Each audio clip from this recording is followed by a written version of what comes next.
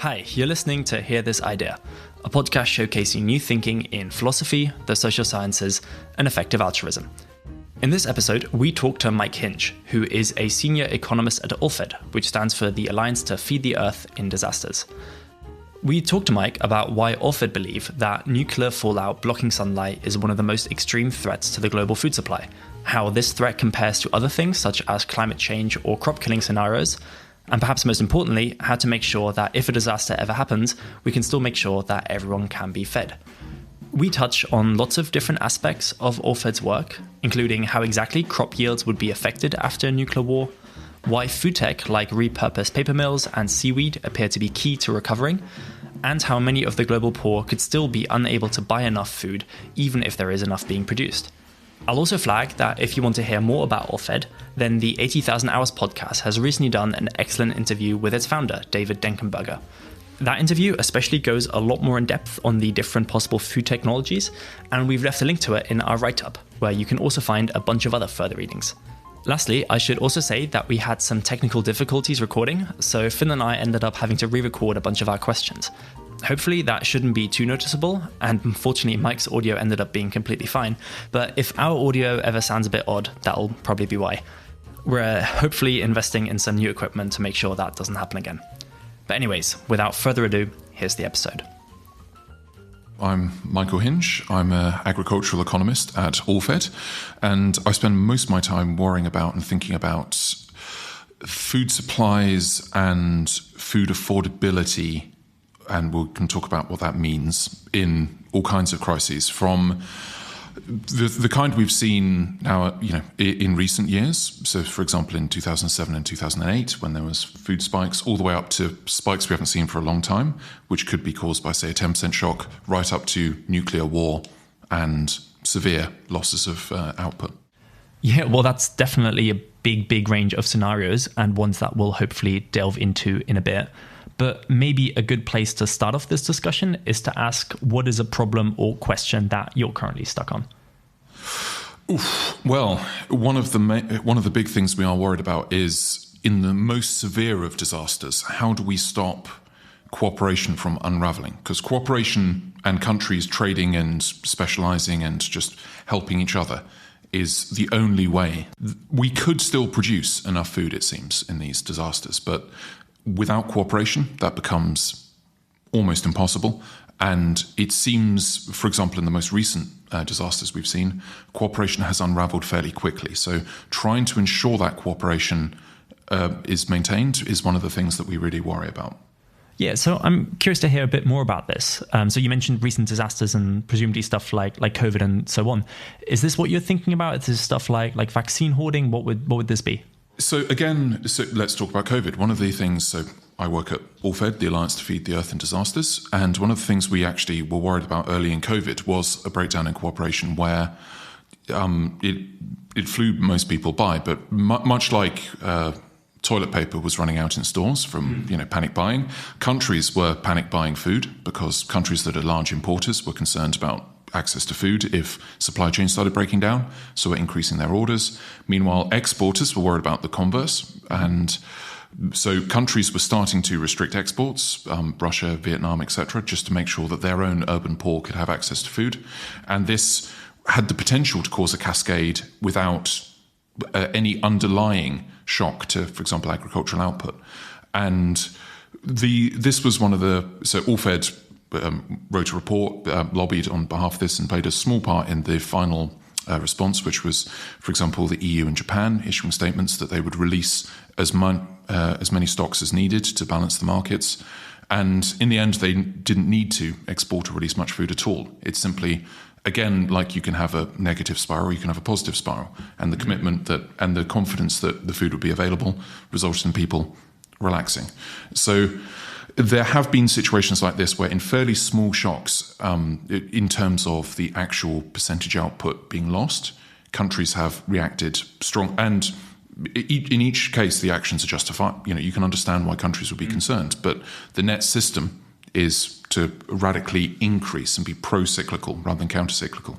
And there have been, for example, good work done by countries that have the stocks available to make commitments to try and break the cycle. But in severe shocks that, for example, exceed the ability of the countries like the EU and Japan to deal with, can we have commitments? What kind of structures need to be in place? But cool, yeah. So maybe zooming out again a bit, you mentioned that you work for AllFed. Can you maybe give us a quick elevator pitch of what AllFed does and what you're hoping to achieve?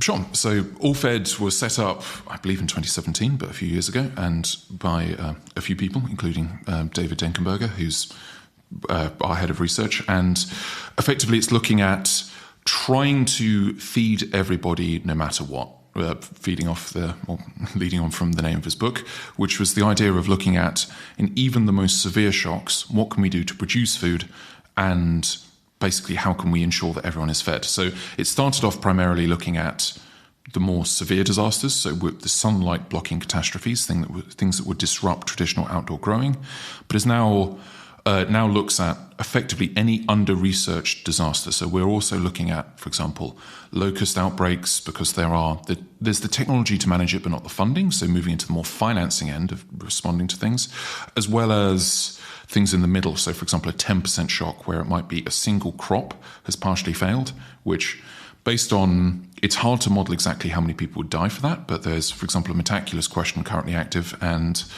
it says, based upon a 10% shock to food output, would at least 400 million people starve to death or face starvation? And it's sitting at about, I think, 40-ish% probability.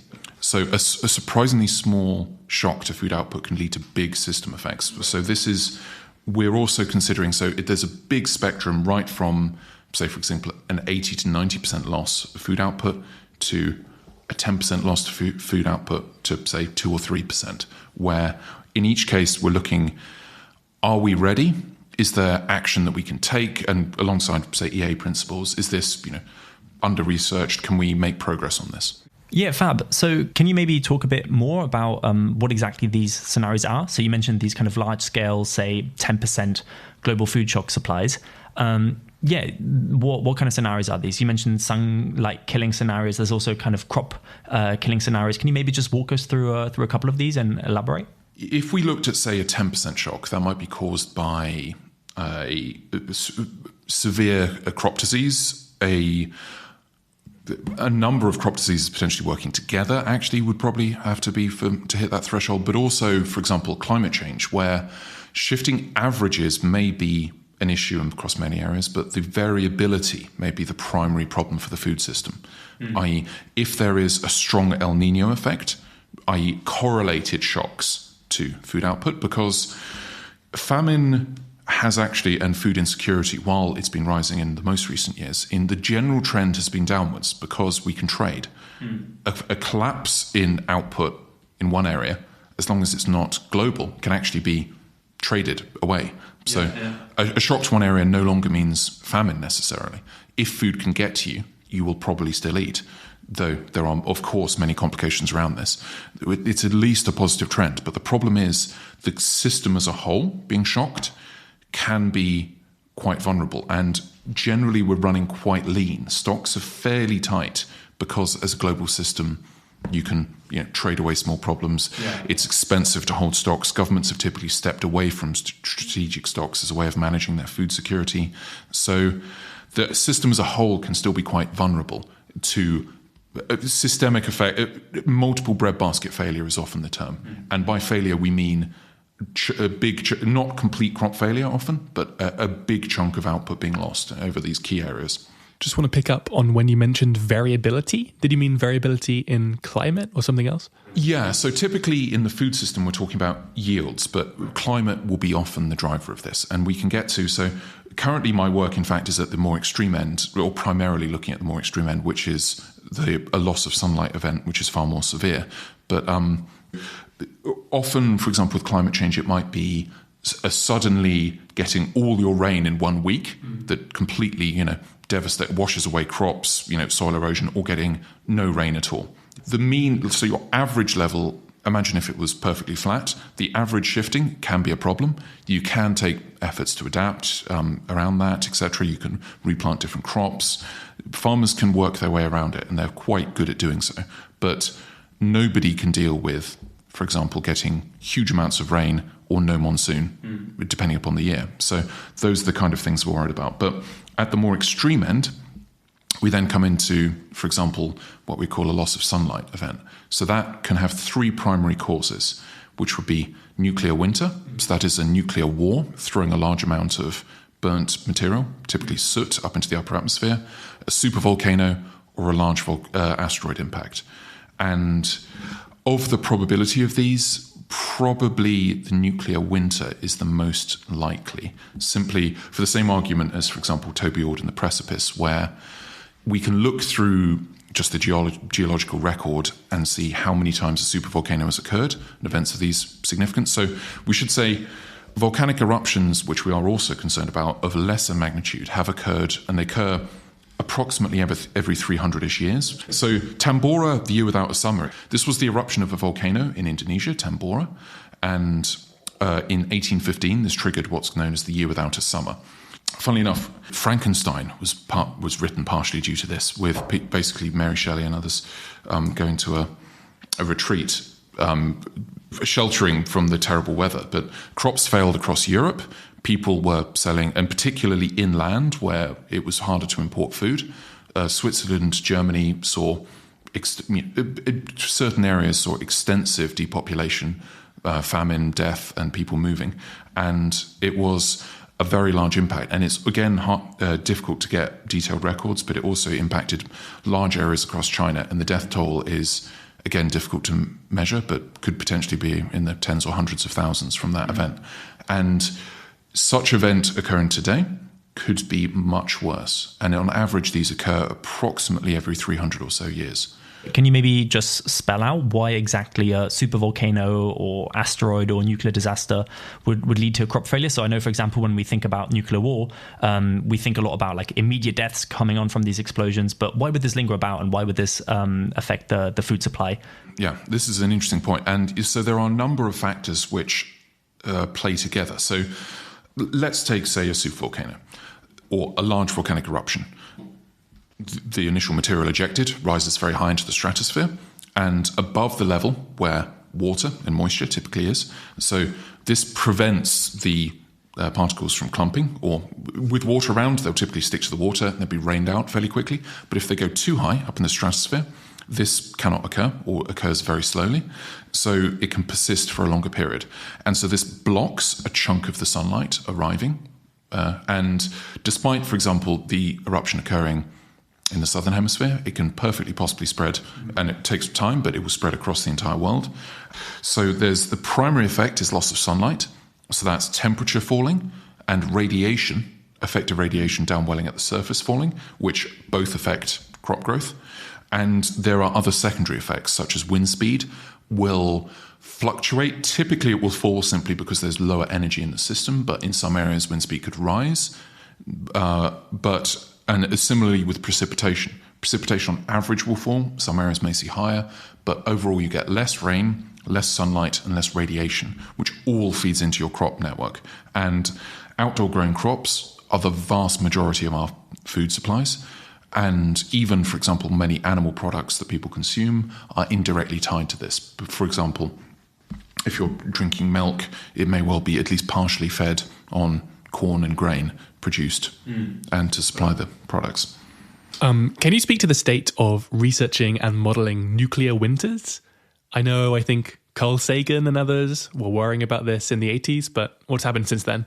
The primary research, yes, was in the 80s with people like Sagan, and one of the team who was looking at that quite early, guy Alan Robock, is still now, still managing some of these projects. But more recently, particularly as climate change models started to evolve and the computing power evolved alongside it, these techniques were applied, but almost in reverse. It's not quite, and it's not simply the case that, a nuclear winter is the opposite of climate change. It's more complicated than that, but it has the same tools to model climate change can at least be applied. So, for example, in 2007, there was Toon led a team and published a paper looking at this with the latest, at that time, data. And then more recently in 2019, Coop led a team with some others. We can attach it if your listeners are interested. But Coop in particular was the paper that allowed us to start to do our work, because Coop provided the data on a GIS basis, so effectively modelling a large amount of weather data as accurately as possible, or based on their model, on a grids pattern. It allows you to basically, almost like a chessboard, you've divided the Earth up into little cells, and your weather system is now modelling each cell and working out, for example, average temperatures, average precipitation, so you can compare before and after. And then applying this to crop models, we can start to come up with projections of what will happen. And in fact, there's a recent paper, I think it's in preprint at the moment, it's not yet published, but in Nature Food, but led by Gia, again with Robok as one of the authors, which has in turn applied this to food systems and trying to say, based upon this climate data, what do we expect for yields, which is fundamentally what we care about for the food system.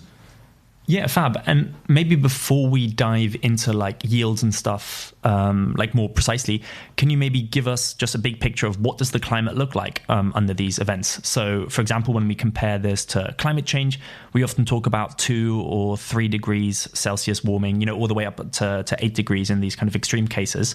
How does this picture compare to when we talk about super volcanoes or nuclear war and the like? This is difficult. So it depends upon the magnitude. So volcanoes will be slightly different to nuclear winter because volcanoes are primarily sulfates, whereas nuclear winter will be primarily black soot. But we think in terms of the teragrams, which is 1 million tons of soot emitted into the stratosphere. Small regional exchanges could be, say, 5 teragrams, which would still have a cooling effect, and that could still have significant disruptions, right up to a full-scale nuclear exchange between 2 parties engaging in significant counter-value strikes, i.e. targeting enemy cities, could lead to 150 teragrams, which is not even necessarily the worst case. A bad actor attempting to cause a nuclear winter may cause more, but this is the feasible upper limit for it based upon understandings of doctrines. This would be the feasible upper limit for a nuclear winter. So this would be around 8 degrees of cooling. And this is the problem. Crops are tailored to, of course, the climate around them. So crops in the northern hemisphere tend to be more cold tolerant based upon precipitation, etc. They often may, for example, have freezing requirements. So they need to be either certain temperatures or frozen in order to trigger parts of their life cycle, etc., etc. So with an 8 degree of cooling, these crops would be frozen solid and unable to grow. Meanwhile, maize, soybeans, sugarcane, crops in the tropics, which are providing big chunks of calories and other nutritional products, would be just knocked off their optimal and would be barely growing. So the Gia paper is something, it varies year to year, but it can be as low as 10 to 20% of current output would be produced based upon crops in their current location post-nuclear winter. So we've been talking about shocks, principally, I guess, from nuclear winter, but also from winters caused by supervolcano eruptions or asteroid impacts. So these are big sudden events, right? But some people are also worried about the effects on food supply from climate change, especially kind of worst case scenarios, right? Where it's not so much one big shock, but more like kind of slow dwindling away of the planet's capacity to feed itself. And also there are some more specific concerns like fish stocks being depleted or bees disappearing and so on. So could you speak to how severe those kinds of scenarios could be? Certainly. So I would say, firstly, the best source on agricultural risks from climate change is IPCC Chapter 5. They published a big report on effectively the risks of climate change with annexes. The details behind this is the summation of the best science behind it. And Chapter 5 shows, based upon different climate scenarios, what the expected threats and losses are and who's likely to be impacted, etc. So in essence, rising temperatures and climate change in general will be bad for agricultural systems. It's adding volatility, it's shifting, it's knocking farmers, the standard conditions they're seeing may be moving away from them. It will be a challenge to manage. The based upon average situation, if it was simply the same climate every year but gradually crawling up, by 1 or 2 degrees, over the decades as climate change evolves, that in itself will be probably manageable. The difficulty, again, is the volatility. If it's suddenly no rain or all your rain at once, that will be where farmers struggle. And especially if it's over many regions, specific regions will need food aid if they're experiencing these problems. Typically, the World Food Programme does excellent work, but they cannot operate if there's other problems stacked up. For example, loss of infrastructure, conflict, etc. So there can be reasons why this will interact with other risks. So climate change is certainly a concern. And while we're looking at the more extreme events in nuclear winter at the moment with our current efforts and research on the paper, in general, we will be looking at what we would, the more likely outcome of, say, climate change would be a 10% shock, which could still be resulting in potentially hundreds of millions facing starvation. So these are serious concerns, and the world should take, there are steps that can be taken, particularly in this case. This may be less of the kind of solutions we see in terms of resilient foods, because, for example, if a crop has failed, that is a cycle of, say, 7 months to a year. And by the time you've developed the kind of novel food technologies we're talking about, it may be too late. So this might be local efforts, smaller scale responses, as well as policy. So there's things like animal feed and biofuels ties up a huge amount of our food, and having flexibility in those mandates such that biofuel mandates can relax in times of high food prices and release the food onto the market. Similarly with animal products, so that we can have it that people's desire for meat doesn't crowd out the poorest for their ability to feed themselves. Steps like that. But this is more where, so just to chart, again, the evolution of AllFed, it started out effectively with some people saying there are ways to make food independent of sunlight. We can produce enough food to feed people. And that is a necessary but not sufficient condition to feeding everyone. Because we produce, depending upon how you measure it, we produce between about 21, we produce enough food to feed about 21-ish billion people. But not everyone goes fed, even with 7.8 or whatever we're at the moment. So it's a necessary but not sufficient condition to just produce enough food. So this is where AllFed has been expanding outwards. So, for example, I'm an economist. I was hired by AllFed in mid-2021 just to explore some of these issues in more detail. So affordability of food post-disaster. And we're also, for example, as part of this, expanding out and thinking about the more game theoretical agent modelling, the political systems, etc. Why might people cooperate? Why might it be hard to secure cooperation? Things like this. So there are many different factors expanding outwards in this. Mm-hmm. Yeah, fab. I think this has given some really useful context about what kind of scenarios AllFed is really worried about. And what seems really key here is that these shocks are kind of global in nature, so that they can't be smoothed out by trade, and that they're very abrupt, so that we can't just mitigate this through more gradual processes like adaptation or kind of incremental tech advancements and stuff. So let's maybe turn from kind of identifying these problems to how AllFed goes on to model kind of evaluating different solutions, or how we can actually make sure that everyone is fed. So maybe to begin here, can you give us a very high level view about how AllFed goes about modeling? I guess on the one side, kind of the demand side. So how many calories do we actually need to be producing, or other nutrients do we need to be producing, kind of the number of mouths to feed. And then on the other hand, how do we actually go about doing this with our technology and our resources? So how do we kind of supply this with different technologies or with different food supplies? Sure. So firstly, for example, the FAO gives fairly detailed data on who is eating what where. And the global food system is fairly massive. So it's often adjusted onto dry caloric basis. So that is 4,000 kilocalories per kilo. So, for example, if a food is 8,000, you would times, you have 1 kilo of it, that would be times by 2. If you have 2,000 kilocalories per kilo, that would be then divided by half, and you'd stack them up. So we have about 4.2 gigatons, so billion tons produced per year of food, human edible. And about 1.9 billion of that is eaten directly by people, or goes to people. This is complicated by, this figure will have to be subtracted by retail and household waste. And beyond that, there is also losses in the distribution system, which accounts for about 200-ish million tons a year. It varies depending upon different areas, and distribution losses tend to be higher in developing countries because breakdowns in storage and cold chain, whereas retail losses and waste it tends to dominate in developed countries from the kind of diets they're eating and the way people eat. But it's approximately around 30-ish% is wasted in the system. But then about 1.4 billion tons goes for animal feed. And then this is just human edible. So this will be crop meals, grains, various things. So on top of that, you have grasses, residues, etc. And some of that grassland could be growing crops in other systems. So it's complicated how you divide it up. But effectively, if we look at this system and we trim it down to the absolute bones, so we look at distribution losses, imagine if we just cut this down to human edible and just what people are eating and just had a much simplified system, you'd simply reduce distribution losses by the low amount of food flowing through the system.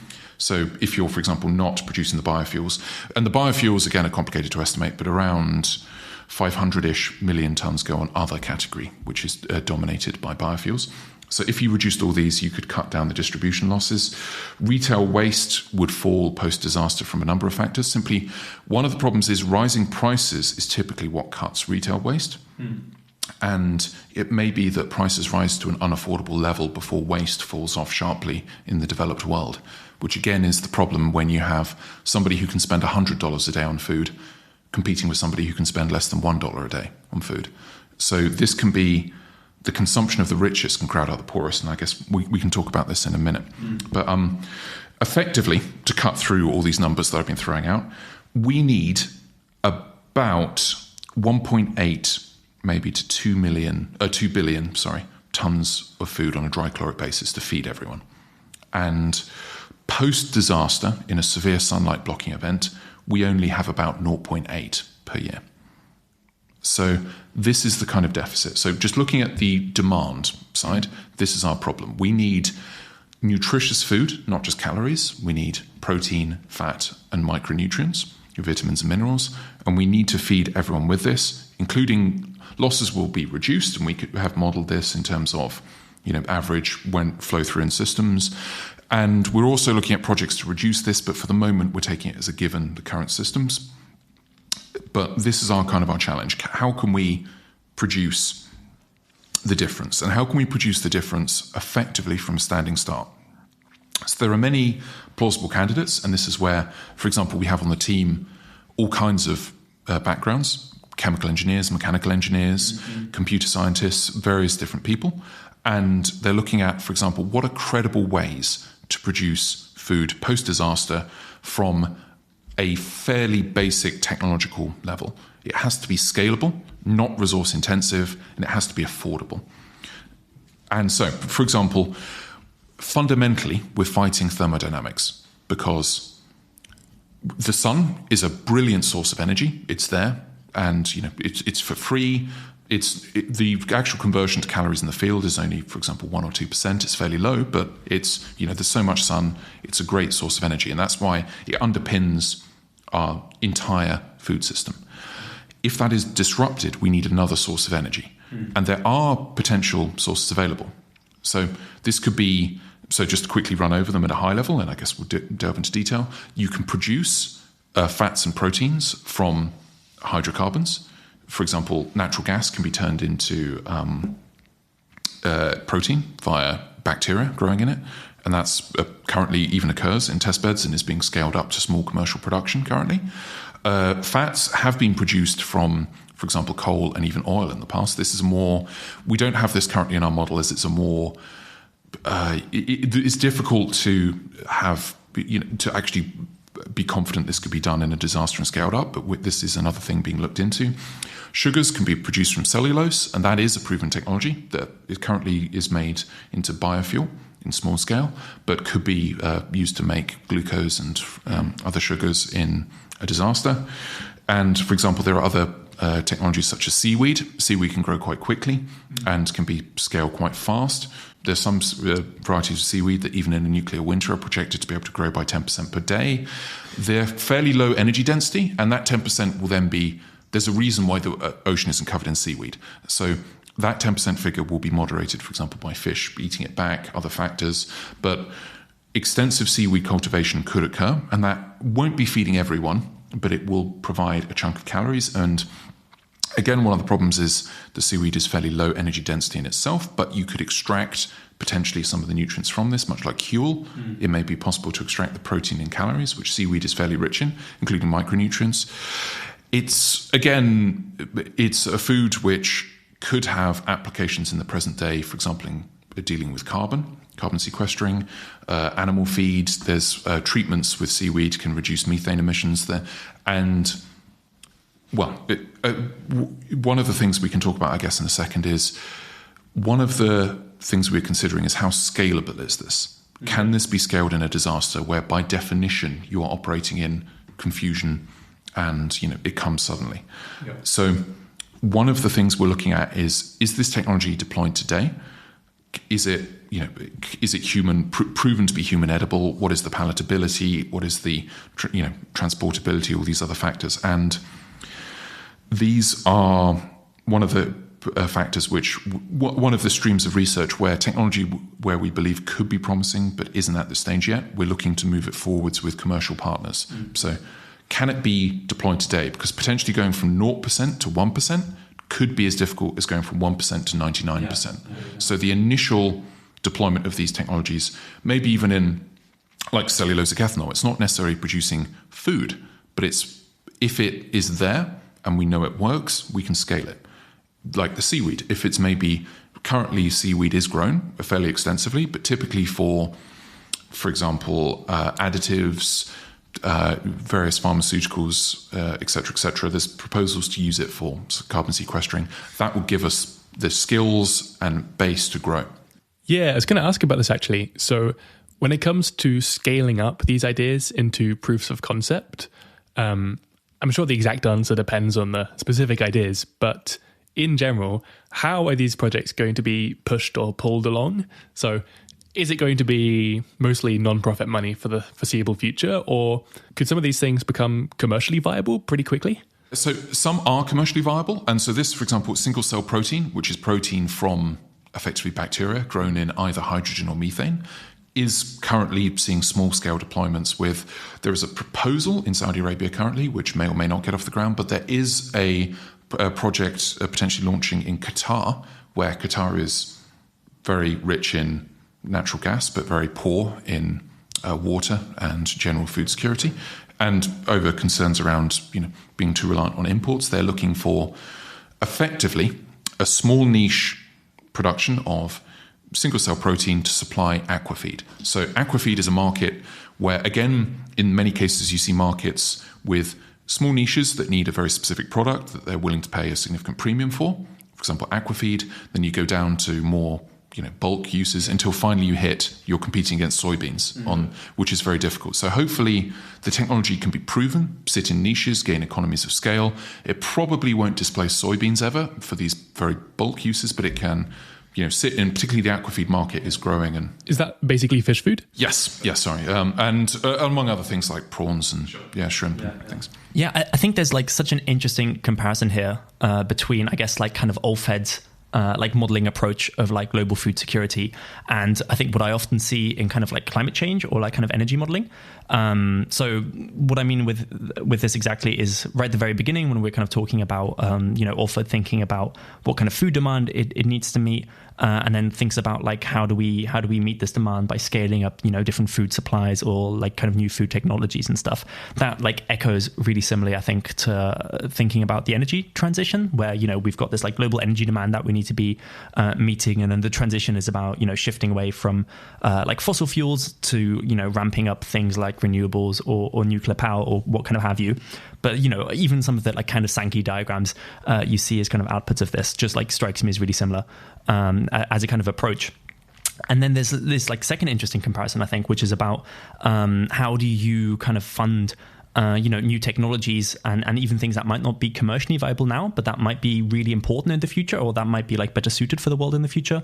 And I think that's really interesting too, right? Where you had these, I guess, like big pushes for, moving solar power or like moving nuclear, or what kind of have you along, when they really weren't profitable, for decades until, now we're in a condition where it is really important that these technologies exist. And that also seems kind of somewhat maybe similar to what AllFed is kind of calling for here with these food technologies. And yeah, I don't know. I just think it's maybe an interesting comparison. The point you raised on climate change is a very good one, because much like wind and solar were incredibly niche, very high cost sources, and have now fundamentally come down just by economies of scale and the investments. It is our hope that potentially this is where seed capital may be needed. 100 million investment may be needed for a test bed just to prove the concept, and much like with drugs testing, you need to prove this is human edible, or even if you're feeding it to animals and fish, you need to prove that it doesn't contain poisons. And again, this process can be fairly intensive, so it needs investment beforehand to get these products to market. Yeah. What's the regulatory story when you're trying to synthesize, engineer a super unfamiliar, more or less entirely new kind of food? This is the thing. So we've chatted with external partners, and it can be, for example, breeding new crops can be a very long cycle before going to market, particularly even in Europe, for example, where genetically engineered and genetically modified crops are entirely banned. You have to grow multiple crops, prove that it doesn't, if you bred in a resistance to a certain factor, it's not poison the crop, it hasn't disrupted the ecosystem completely, it doesn't poison other insects that you're not trying to protect against. Same for agrochemicals, so there's a quite extensive process around the whole system. So this again is not our specialty. It's for example, with many of these early technologies, we've done research, looked at their feasibility and what other people are doing, and where possible, we'll pass it over and work with commercial partners who will then push it forwards. Because AllFed is a team looking at primary research and feasibility in these disasters. We don't have hundreds of millions or the technical expertise to be running for example, a single-cell protein factory in Qatar. That's not our specialty. But yes, it is extensive, and partially this is why it would be useful again to have all of this done in advance before the disaster, because months and weeks will matter once the event occurs. Yeah. I guess one last question on this is, could you imagine these solutions being useful short of one of these big global shocks?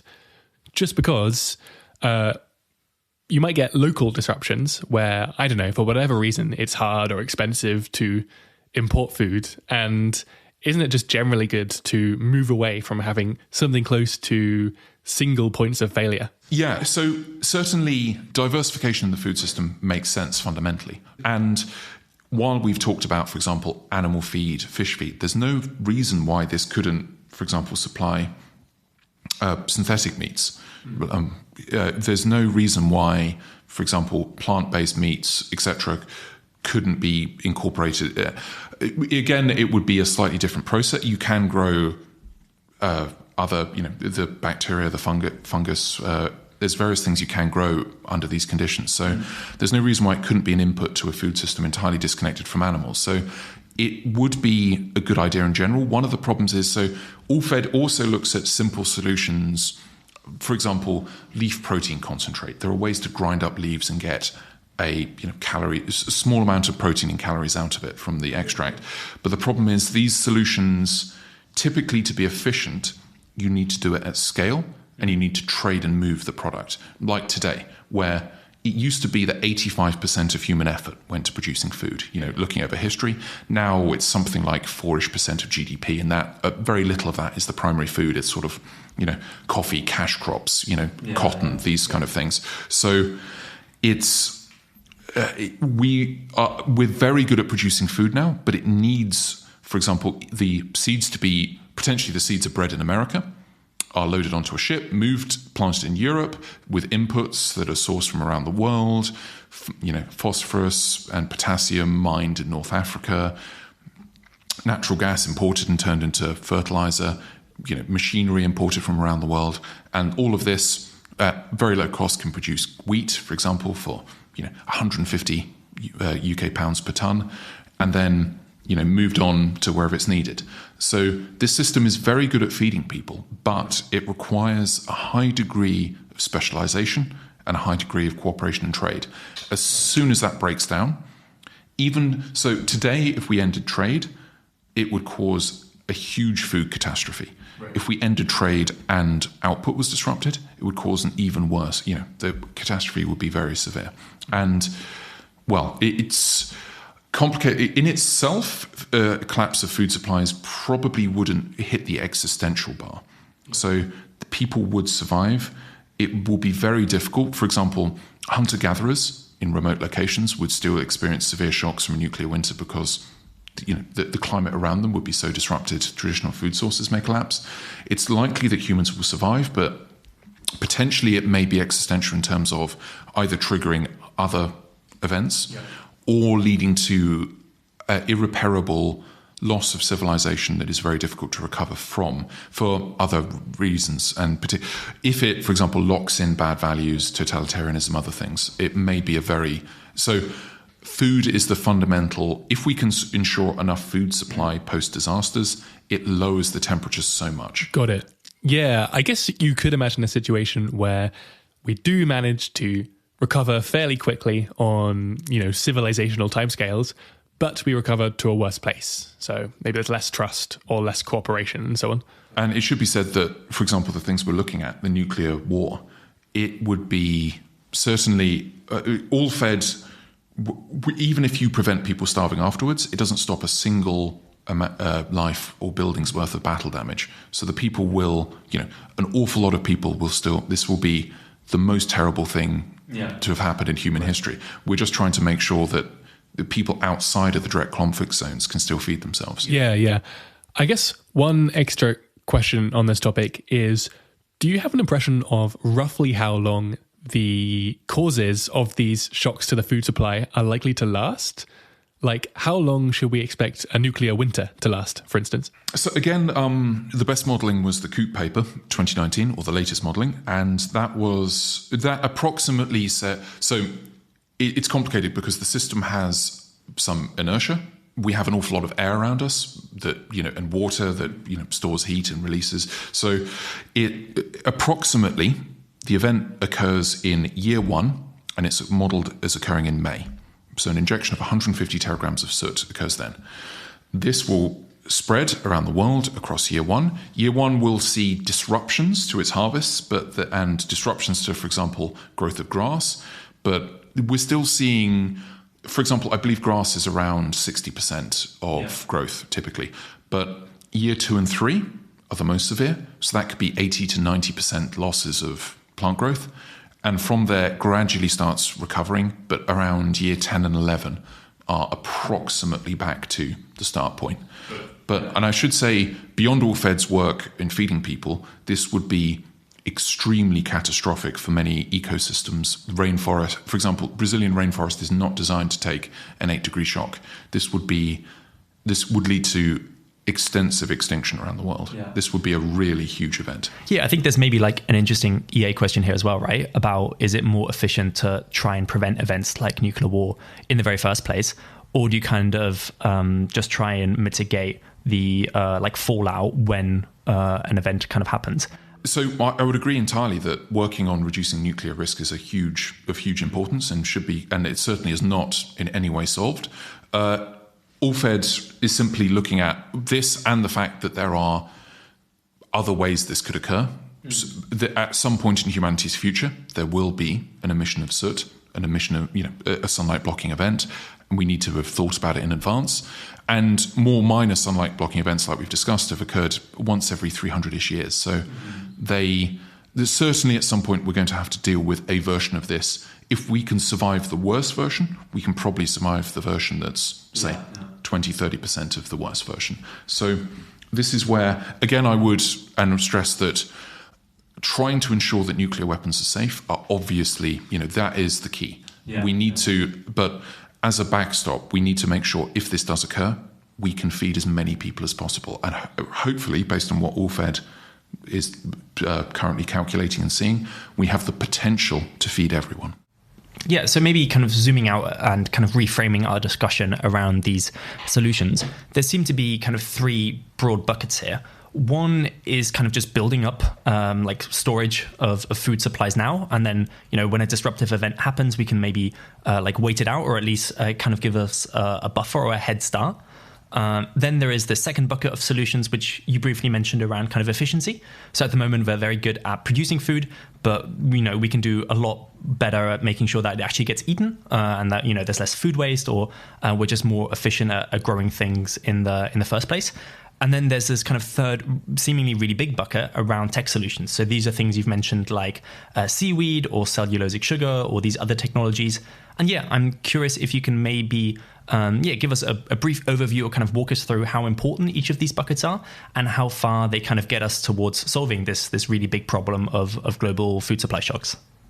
Certainly. So yes, food storage is a very important factor, and it's one of the things we look at in detail. And particularly, food storage varies sharply over the year because, for example, post-harvest, you have quite high storage and you draw it down over the year.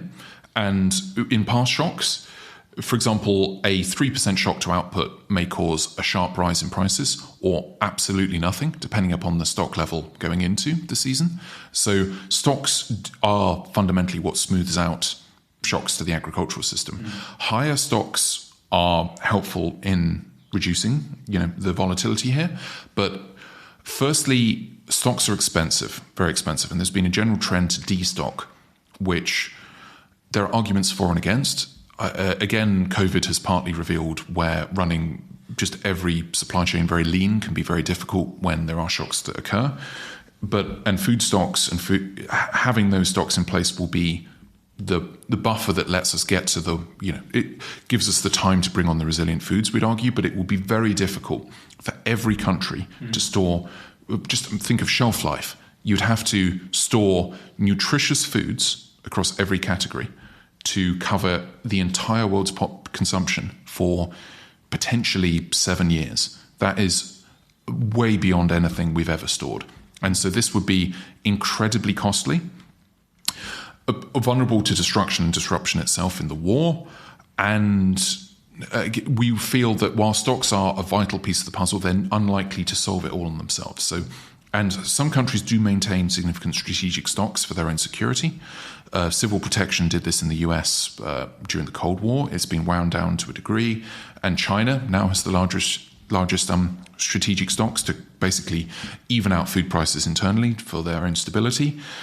It may make sense for countries to, even if they're not managing themselves, to get a better idea of where stocks are at, because they're surprisingly difficult to measure. It sounds odd. Traders have good idea about this, or particularly because they make money knowing, for example, if a shock is going to lead to a price rise, and evening it out is how traders make their cash.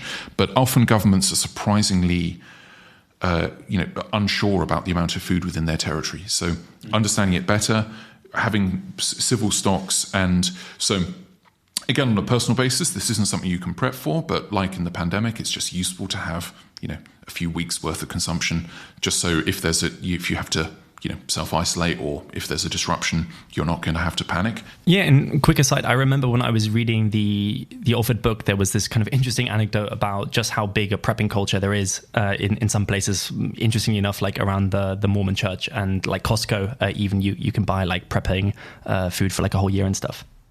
It's an interesting thing where it's not really a credible way of dealing with the overall disaster. Each individual person can't really adopt, and if there is a collapse in trust in society around you, there is very little you can do. And this is the classic problem and it's interesting. For one of the difficulties here in modeling this, we have to go back in history where, for example, if you look back on the decisions made by medieval and ancient Roman farmers, they have a real problem in terms of securing themselves against food disruptions, because how do you store enough food? How do you make sure that either your own state or other people don't confiscate that food? Yeah. It's very difficult to have a personal solution to this. So while there are some actions you can take, stockpiling some food, in general, it seems unlikely that you would be able to weather a full nuclear winter just based on your own stocks. So this is something where, again, much like we're specialized, at the full agricultural system, we will need to continue to trade countries where, so with a nuclear winter disruption, the tropics will still be able to grow food, but traditional varieties there will be yielding far less. So, for example, spring wheat, which doesn't need a frost to in order to for its fertilization. So it sounds odd, but the tropics will be cold, but not cold enough potentially to trigger certain life cycles. So you'll need specific crops, potatoes, canola, various crops could grow in the tropics, and so there would need to be a transfer of seeds from the global north and to the tropics. The support and expertise would need to come with it, large amounts of inputs, and this would be, it sounds trivial, but it certainly is not. Actually, all these diffuse farmers around the world, it would be very difficult to convince them to replant at short notice and other things. So these are, again, issues we're looking at. But based upon this, we could potentially double the amount of food produced from an outdoor growing system. We still would fall short of necessary calorie requirements, but this could give us a lot more to work with. You potentially could grow some grasses. You could be feeding cattle, but at a far too low rate to feed your population. And the global north could be doing things, for example, producing industrial foods, seaweeds, etc., but it would be unlikely to be able to feed itself. So this is where global cooperation is needed. And so this is where, potentially, depending upon what is damaged, we have, if we are halving our area, we can focus the inputs, all the fertilizer and agri-chemicals, just on this area. So we could intensively grow this area. And at the moment, Africa is quite light on inputs, but we could push that right up to the what crops need. The maximal, the optimal rates of fertilizer application could be perfectly possible, even with assuming. Again, we haven't checked this in detail. Our headline calculations seem to indicate there'll be plenty of fertilizer, even post-war. Yeah. And again, when I was kind of reading the book, one of the statistics that really stood out to me was that I think at the moment we are producing, correct me if I'm wrong, like 3.3 gigatons of food. And if we just kind of accounted for food efficiency and food waste and the like, then we could get this up to 4.4. So really we're like losing almost a quarter of the food that we're like potentially producing just to inefficiency and waste and the like. So that would be outdoor growing. So that's in terms of crops. So it's kind of complicated because some of those crops are then fed to animals, and then you get animal food out of it. So the full system, there's more food, but it's slightly double counting. So it depends on how you measure it. And that's 3.3 is now up to about 3.7. Yes. So we are looking at what you can squeeze out, but certainly, for example, we are not maximizing yields around the world. And the Green Revolution was a huge part in improving. And so the Green Revolution, this is breeding new varieties and shift in using, for example, fertilizers. From the 1960s, fertilizer applications were fairly small. Now they're much higher. I can't quote off the top of my head, but I should know this. But yes, the so for example, simple things like Harbourbosch to be able to produce so typically fertilizers are divided into NPK. Nitrogen we have to produce from the air and combined with natural gas, but the P and K we can mine, but the N was the problem. That was our threshold. Now we can produce nitrogen fertilizers. That has unlocked a lot of food, but we're still not anywhere close to optimum. Yeah, and these numbers are just absolutely insane to me, right? We're not really talking about nuclear war or anything here, right? We're just talking about the status quo and just how much, so to say, slack there is in the system, right? How much more yield we could be getting out of our crops, and just how much food is being, wasted on the consumer side too. And so reducing consumer waste obviously would be, of great benefit. We should be doing this, and just simply, every ton of food produced and wasted is carbon emissions that didn't need to occur, and various other factors. It in itself probably won't end world hunger. The difficulty is world hunger is a complicated, partially due to affordability, and it would help to a degree with affordability if less food was wasted, but it can also be due to breakdowns in infrastructure and local conflict. It's a complicated issue, but reducing waste would be vital, but even if we cut waste to zero, we wouldn't be able to feed everyone post-disaster. We need these resilient foods to scale up to support outdoor growing. We need to maximize outdoor growing, but it seems unlikely we'd be able to produce enough food from this. So this is where the cellulosic sugars, the seaweeds come in. This might be going a bit far off-piste, but You mentioned Harbourbosch, and I kind of want to hear you say more about that because it strikes me as this massively underrated invention. Yes. No. It sounds very few people realize how important Harbourbosch is, and it was initially developed for reasons other than fertilizer. It was basically to spare ammonia for the chemical industry, but Harbourbosch being the catalytic process where you produce ammonia and then you can produce urea, other fertilizers. And it fundamentally allowed us to access energy far beyond So a certain amount of nitrogen is fixed every year, just deposited from the atmosphere by bacteria. Some crops are nitrogen fixing, so encourage bacterial growth in their roots, which is basically a beneficial ecosystem for everyone. The bacteria get fed, the crop gets more nitrogen, but that can only go so far. So this is crop rotations where you rotate legumes, etc. But legumes don't produce as many calories per hectare themselves, and you kind of maxed out on this, or we had maxed out on this. So prior to Harbourbosch, the level of, every possible source of nitrogen was collected and brought back to the point where human waste was collected from cities. America seized a load of islands in the middle of the Pacific for guano, the bird shit, just to make sure that they had supplies to mine this for fertilizer and other applications. But so Harbourbosch fundamentally changed the game in terms of, and freed us from that. So it's hard to precisely estimate it, but Václav Smil, and I'd recommend his book completely, called Energy and Civilization, which is sort of how effectively energy limits in various regards have gated us, and an awful lot of our technology is simply working out how to crack these. But for example, based upon deposition, atmospheric and rotation and manure, we could only feed about 60% of our current population with our current area. So we'd have to radically increase our area, and Harbourbosch covers the remaining 40%.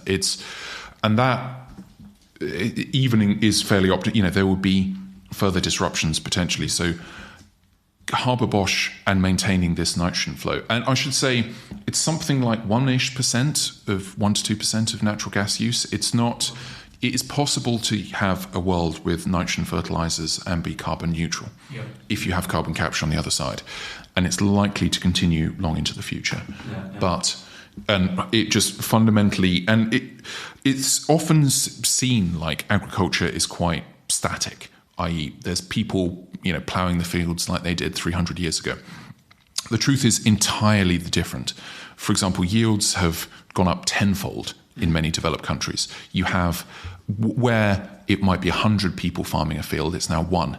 You have varieties entirely changing, resilience being bred in, various desirable characteristics, working with fertilizer applications and pesticides, and these can have downsides, but the latest in farming uses precision techniques where you are only applying exactly what each plant needs, potentially directly on each plant with your field mapped. There are automation technologies which are, really rising in this area, particularly in places where land is very expensive, tight Northwest Europe. So it sounds odd, but, Britain is in fact more productive in most years at growing sugar per hectare than Brazil. There are significant advances breeding new crop development, and also, for example, products that, again, like we were talking a while ago about bees, there are a move away from pesticides that harm bees, and new products being developed. A better understanding of how this environmental system is being impacted, and of course, farming has negative effects, but we're understanding these better and managing them. So, farming as a system is, in fact, moving quite fast, and it is interesting to see. But a lot of the world, this hasn't really arrived in Africa yet for a number of reasons, including just marketability of crops, land rights, property rights, these various factors, ability, access to credit, disruptions from climate. There are many factors why the Green Revolution hasn't really taken off in Africa to the same degree. Though there is change, and Africa is growing, and it's interesting. Just personally, I was in Tanzania 10 years ago, and I went back recently, and you can physically see the change with your eyes. There is movement, and this is one of the things that offers hope with climate change, that we can get a lot more out of the ground while potentially being more environmentally friendly. Yeah, I think there's an Our World in Data page which shows things like agricultural yields by area and per person over time. And it's just wild. I had no idea how much progress we'd made there. Yes, it is fascinating, particularly how the actual area needed to feed a person has been dropping quite sharply. For example, between about 1980 and 2000, the area under crops stayed constant despite billions more people being added. Yeah, I guess if there's a lesson there, it's something like there's no strong reason to expect we'll run into hard constraints, like, resource or land constraints, in order to feed more and more people on Earth. Exactly. And this is the point where it's not guaranteed, because it may be a situation where the poorest still structurally can't afford food, but there's no fundamental reason by the laws of physics we cannot feed 10 billion people on this planet.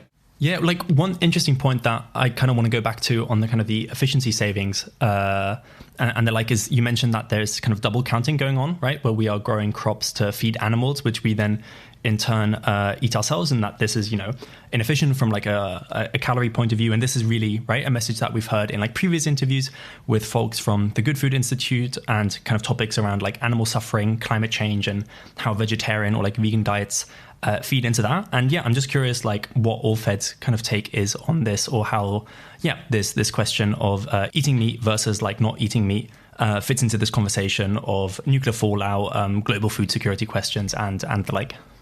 Animals are fed on all kinds of inputs.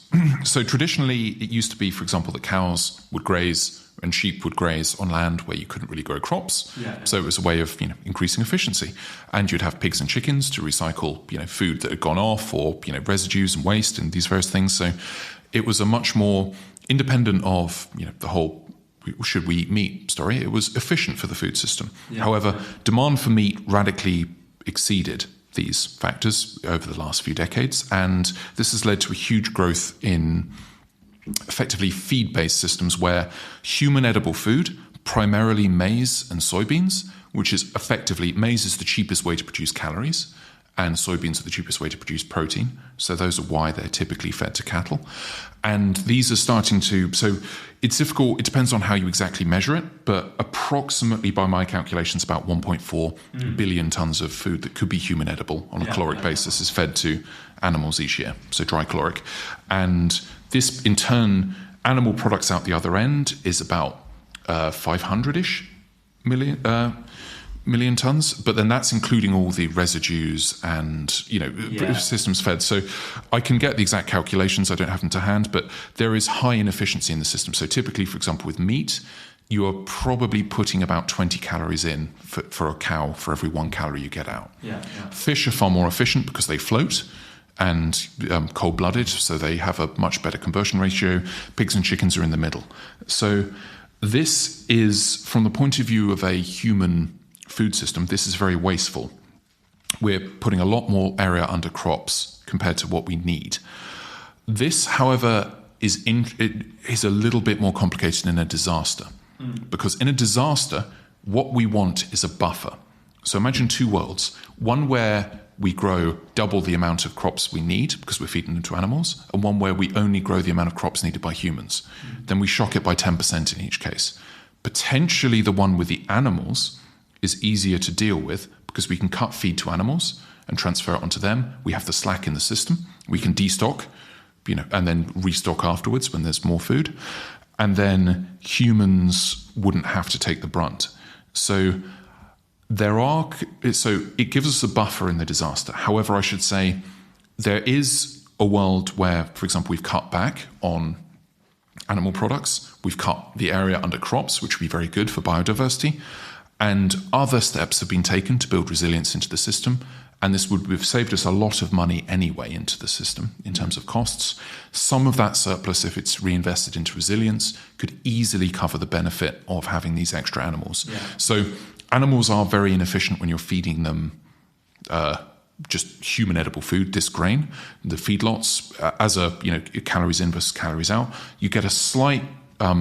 it can have a benefit in terms of the types of protein, but typically even protein you make a loss, and you get a slight benefit in terms of fat production, but there are other ways of doing this. So there is concerns and interesting points around the modeling, but there are credible ways to deal with the lower production of, for example, crops in line with the lower production of animal products could be dealt with from a food systems point of view. And currently, in fact, the argument of animals providing the buffer probably doesn't even apply today. This is in a more ideal world. Currently, the buffer has fallen on the poor as well as animals. So, for example, prices for if you, for example, raise the price of feed, imagine beef goes up by 30, 40%. That doesn't necessarily cut beef demand enough for the poorest to cope. And this is one thing where we haven't done the full modelling yet. We're linking to, this is a follow-up paper that we're going to try and look at. Personally, this will be the paper I'll lead on, where we're trying to look at, for example, just elasticities in food systems around affordability. So as we reduce, like we were saying, providing enough food for everyone is a necessary but not sufficient constraint. If we produce a certain level of food, what would we expect prices to do, just broadly?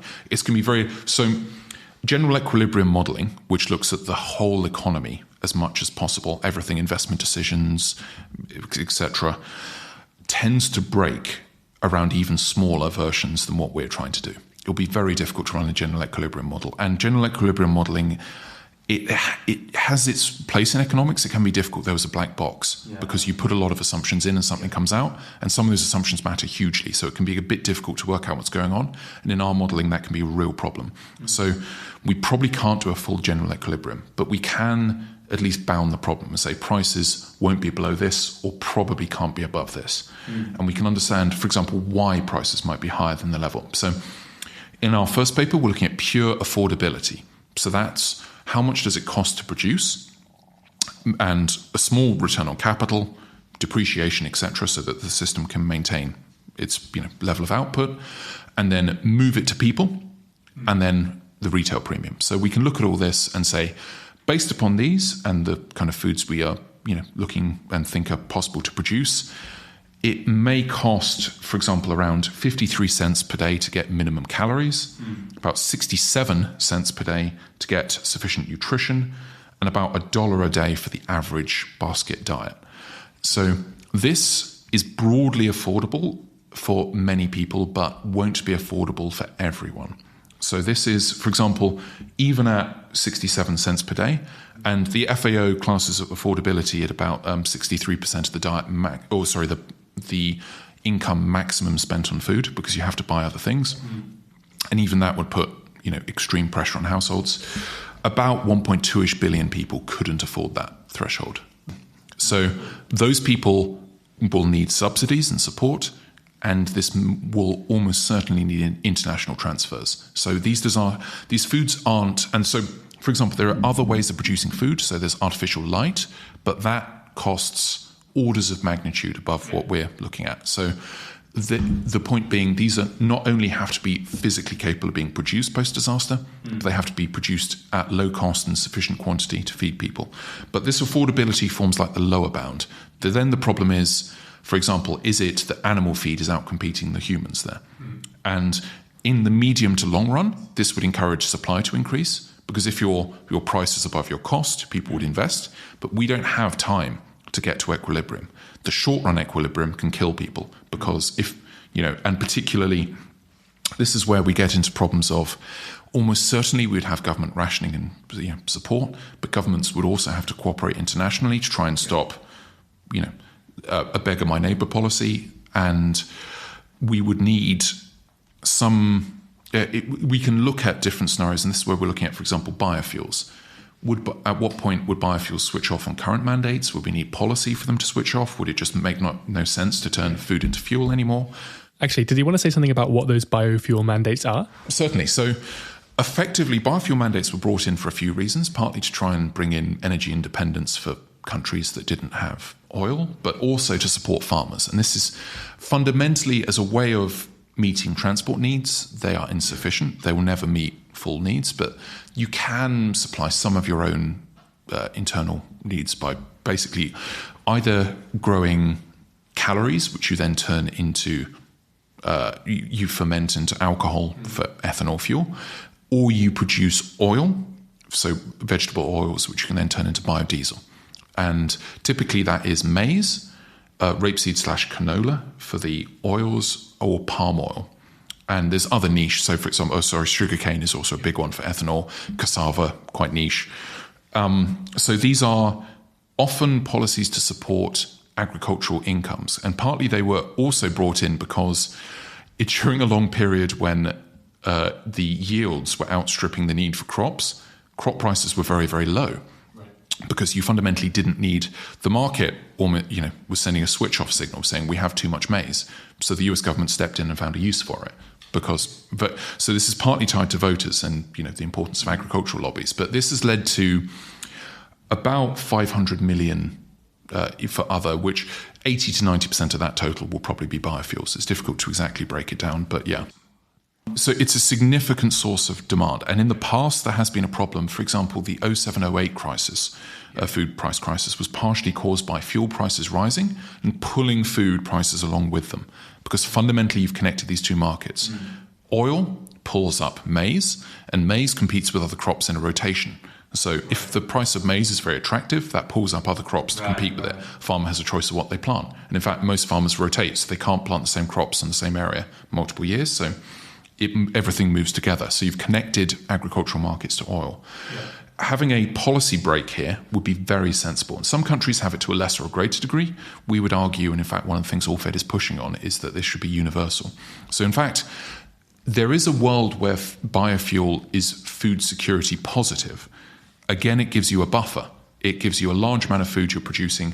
And if this food is, not all of it is directly human edible. It's not like we can all live on, you can't all only live on palm oil, sugarcane, and maize.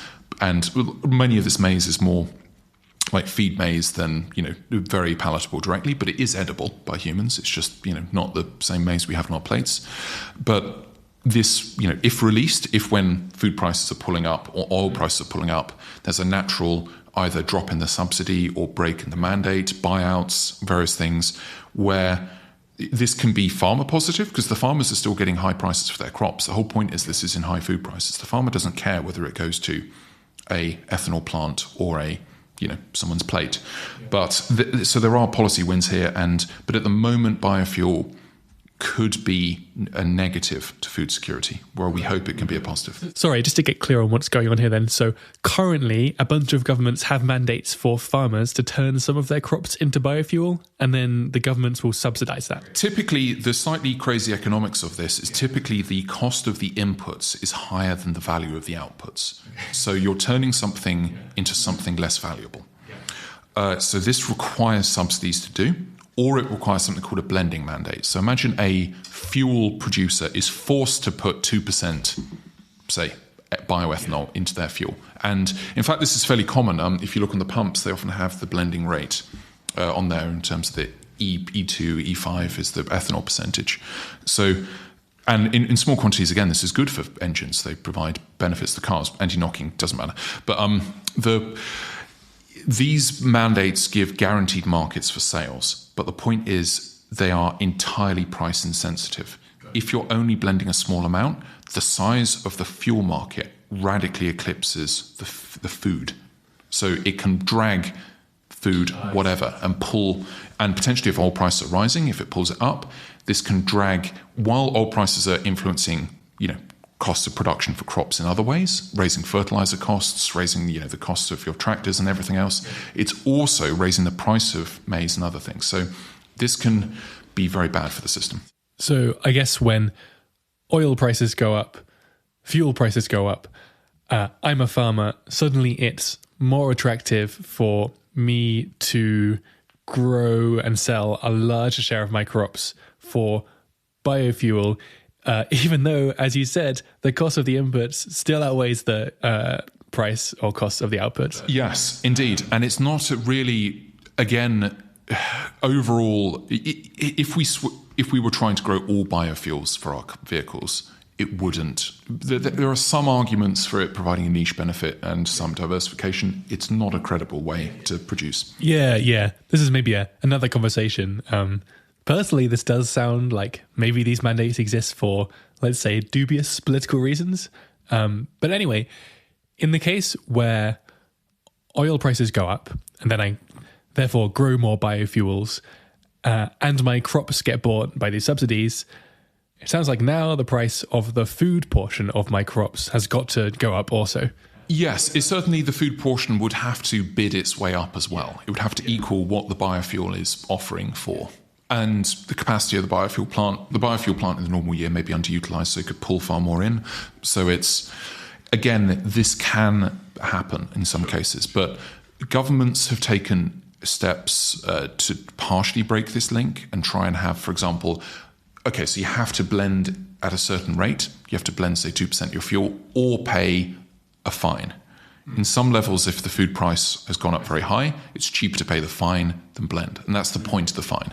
It's just saying, so there are steps that can be taken, and these can be, again, so we have to, one of the things in AllFed is we're not only working in the physical, like what can physically be done, but also what is the political and economic reality. So we need it, and for many other reasons as well. We don't want these policies to be harming farmers. We want to build resilience while being politically popular. And biofuel mandates still being present but able to be relaxed seems to be a clear win there. And so just to get clear on the upshot there, when there is a big shock to the global food supply, it seems bad that these mandates continue in their current state. And the idea is that maybe there are win-win proposals for making those mandates more flexible and relaxing them in that case, or at least committing to do so. Yes, indeed. And we would hope, certainly in a very severe disaster like the nuclear winter, mandates would relax very quickly, but it would be, where 1 month of them continuing could consume big chunks of food, the faster they relax, the better. Got it. And so let's agree on this in advance. Let's get this in advance. Everything that can be done in advance should be done in advance. Got it. Cool. I guess now we're talking about the political and economic aspects of your research. So, one question is, what do you expect the ballpark labour requirements to be in these kind of close to worst case scenarios when we are switching a lot of effort into producing these alternative foods? It's difficult. It's very difficult to calculate just simply because it does depend on the technologies and what is available. We will be farming potentially a smaller area, but we will be trying to get as much out of that area as possible. So there may be a fairly large redeployment of labour just to provide, for example, hands in fields, unskilled labour to pick crops, make sure, for example, at the moment when you do a pass with a harvester, it doesn't make sense. For example, potatoes, you may leave 10% of the potatoes in the field, but that, it's not worth paying someone to go around and pick them all up. Now it might be. So there'll be factors like this. Seaweed might be more labour intensive. It's difficult to put an exact number on. Just as this is my area, and David would know far more about this because he's looked into it. I would guess, there would be significant deployments, but it wouldn't be everyone. We would still be conducting other activities. Maybe 20 to 30% of workforce is being pulled into this. I guess a related question is, we have some range of solutions. You've got seaweed and digesting cellulose. Also just moving existing crops to more fertile areas. And you're going to end up with some kind of portfolio, some mix of all of those things. Have you thought about how that mix might be timed? As in, are some of these things better to go for early and others better later?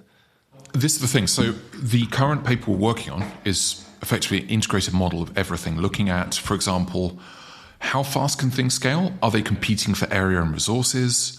Once they're online, do they have a lag? So, for example, once you plant a field, you need to wait, a certain period before the crops are ready to be harvested. So all these things combine together. So we would be trying, particularly for low-tech solutions where there's no competition for the inputs, we would be trying to maximize them effectively, immediately, as soon as possible. So seaweed can be frames and ropes. So that's fairly straightforward. Again, the technology, like production of rope, fiber, spinning, all these other things would be, ramped up as fast as possible, but we don't think there'll be any particular restriction there. And we can probably get, significant seaweed output, by month 6.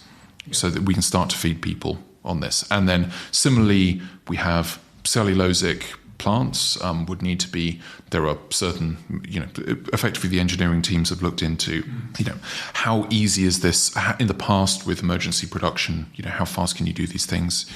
It may take more time, may take less, and we are running, one of the things we're going to look in the paper is in Monte Carlo, looking at various scenarios, high-low, how does this impact the number of people fed? Because effectively the model then assigns stocks to even out the consumption. So in an optimal scenario, what is effectively maximizing the minimum?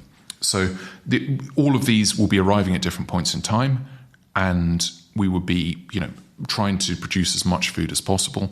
But we think, based upon this, we can bridge. Stocks will provide us enough food in order to have the resilient food come online. Can you maybe also talk about what does a typical diet in this kind of world look like, right? We've talked a lot about these tech and tech solutions, but how does that kind of feed into an overall diet? What would you imagine people would be eating in this kind of world? And I think I'll also flag kind of at this point that for listeners who are more interested in this kind of tech and tech solution side, then there's a great 80K episode that we'll kind of link to that delves a lot more deeper into this kind of aspect. But yeah, I'd be super keen to hear kind of an overview of this from you, Mike. Yeah, so a simple diet could be, for example, wheat and barley would still be able to be grown, combined with some rapeseed oil. So potentially bread could still be made. And you can fry some things simply. But it would be a little bit of cellulosic sugars, but probably about 10% of your diet from that maximum. Bit of seaweed, potentially 10% of the diet. Seaweed can have problems. For example, iodine, you could have it in too much quantity. So 10% has been done in the past. For example, off the coast of Japan, people had about 10% of their diet seaweed. So we're setting that as even if we produced lots of seaweed, we wouldn't go above that number. But there may be technologies, particularly if we could do extracts and make it almost like a flour. It could be high in protein and have the iodine brought down to sensible levels. So a diet of somebody at a lowish level of income would be wheat and barley, some cellulosic sugar, some seaweed, a little bit of oil, and that would provide calories, fat, protein. A slightly higher level of income could include some dairy products, because we'd still be trying to produce similar levels of dairy to today, just because dairy is a much more efficient way of using our residues. So we would try and divert as much grass and fodder crops, which the north could still produce, even if they are unable to grow wheat, and a little bit of the residues from the agricultural systems. It's likely there will be a disruption to this to a degree, but with significant dairy could still be produced, and maybe small amounts of meat, but far less than today. Mm-hmm. That would be the diet for someone on a higher level of income. But again, there will be cultivation of vegetables mixed in with this. Particularly in the tropics, people would have vegetable gardens still.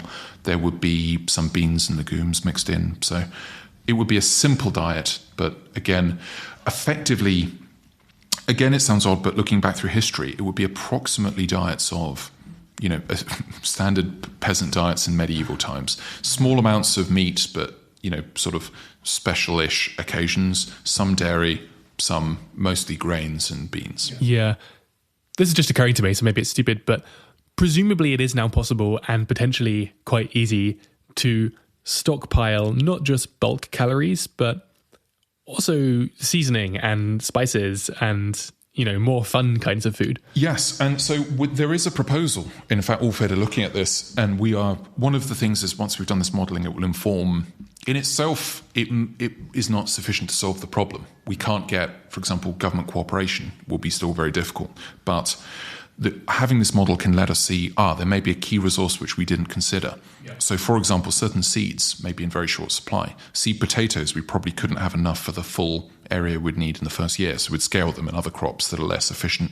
Potatoes give you lots of calories per hectare, but require more inputs in terms of time and effort. But we'd have plenty of time and effort.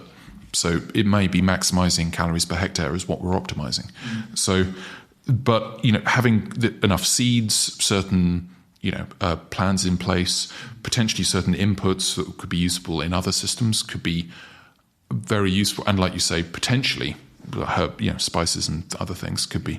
Yeah, interesting.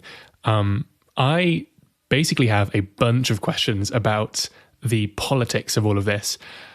And maybe one is something you mentioned right at the start when you're talking about problems you're currently thinking about. And that is, under some very large shock, we are assuming that countries will be able to cooperate by, for instance, the UK could send a bunch of potato seeds to some area of the tropics with a promise of getting something back from that. And that's a kind of cooperation across time. You can imagine that requires no small amount of trust, right? So can we be sure that things will pan out that way? Indeed. You've hit the nail on the head with the time delay may be the key problem in ensuring cooperation, particularly if the tropics, for example, have lower food stocks, require seeds and fertilizers and the inputs from the global north. And then, in turn, they will grow the food. You produce far more food with all these inputs than the global north could ever do within their own territory. There has to be trust that it would be returned. And ensuring this cooperation over the multi-periods, so for example, do you devote effort within your own territory where you have control, or do you try and cooperate and support? We believe there are things that can be done here. This certainly has occurred in the past. It was much, modern systems, trade, finance, etc., the ways that we solve this today with contracts and contract enforcement and all this other thing may degrade rapidly because, fine, I can promise you I'll pay you in dollars and you'll pay me back in dollars in the future, but what if, nobody trusts that a dollar is going to have value? It is a very difficult system. We haven't got the answer yet. There are particularly countries which have cooperated and traded and have close relations in the past. You can form pairings. For example, US, Canada, Mexico forms quite a neat block. Brazil can do a lot on its own, but can do more with extra support. So Brazil pairing with the EU, and there are trade links there. They're not strong enough yet, but there are potentially links that can develop. And this is partly where partnering countries and pairing, and then so it sounds like we're initially looking at this in terms of our first integrated model is a global system assuming full cooperation. That's obviously an abstraction, but from this we can start to pick out countries which are uniquely vulnerable or countries that are uniquely well positioned if they just had a bit of support. So we can start to form partnerships saying, this and this together could. And so the idea would be these could partner up, beforehand, have plans in place. Even modest shocks, they could benefit from cooperation around this. And then hopefully from this, we can expand the plan outwards, build up trust, build up cooperation and maintain it. Simply because one of the key things for cooperation is people have to trust there will be enough produced. And this is the other factor, which is some of the modelling we're looking to do on the economics is imagine if you didn't trust or you severely discounted any food that isn't currently produced. You say, okay, so this harvest is going to arrive, but we have no idea if it's going to be half its level. So I'm going to only assign a 50%, high discount factor on this. And then how will decisions form? This will result in very short-termist thinking, hoarding of food, and then this can rapidly spiral. And so we're looking to model this. We're looking at history where it's happened, history where it hasn't happened, extreme scenario. And this is one of the difficulties because we haven't had, just with the global food system, in the advances, these events, we haven't had our current system stressed to this level. And we're not sure what will happen. But this is where we are thinking, and we are looking to, again, this is where we're looking to develop our thinking on this. Yeah, so when we're thinking about these cascades or downward spirals of trust, where you get more and more hoarding or import bans and tariffs and so on, I'm curious if there are really good examples of this happening from history. COVID, I guess, not being a major example. Exactly. COVID was a small-scale example that was broken fast. It was fairly common in the past for export bans to be put in place if countries and governments are concerned about their access. 07-08 was probably the most recent example where, again, it was a fairly minor production shock combined with the factors around biofuels. And it's interesting, there are actually still debates raging about what actually caused this, because it was a complicated multi-crop impact that occurred over a few crop cycles. It's difficult to exactly pin it down to a few factors, but these certainly were key. Fall in output of certain crops, spike in price from the biofuels led to particularly, for example, the Philippines importing more food, more rice to try and ensure their own supply. And then this leading to jitters, restrictions from India, various things, and then a cycle. So typically it goes, there has been an event which has triggered concern.